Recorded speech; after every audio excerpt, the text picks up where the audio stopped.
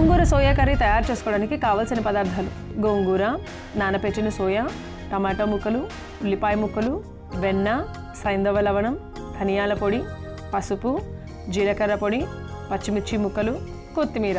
గోంగూర soya curry తయారు చేసుకునే విధానం: ముందుగా స్టవ్ వెలిగించి పాన్ పెట్టుకొని వెన్న వేసి కరిగించుకోవాలి.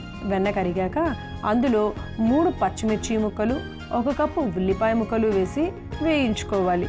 తరువాత 1 కప్పు టమాటో ముక్కలు, చిటికెడు పసుపు, నానపెట్టుకున్న సోయా చంక్స్ను కూడా వేసి కలుపుకోవాలి. తరువాత 1 కట్ట కడిగి పెట్టుకున్న గోంగూర, తగినంత సైంధవ లవణము, 1/2 చెంచా ధనియాల పొడి, 1/2 చెంచా జీలకర్ర పొడి వేసి బాగా కలుపుకొని మరికొద్దిసేపు ఉడికించుకోవాలి. మిశ్రమం మంచిగా ఉడికాక కొత్తిమీరను కూడా వేసి మరోసారి కలిపి సర్వింగ్ ప్లేట్లోకి తీసుకుంటే శరీరానికి B12ను అందించి బలాన్ని, ఆరోగ్యాన్నిచ్చే గోంగూర సోయా కూర రెడీ.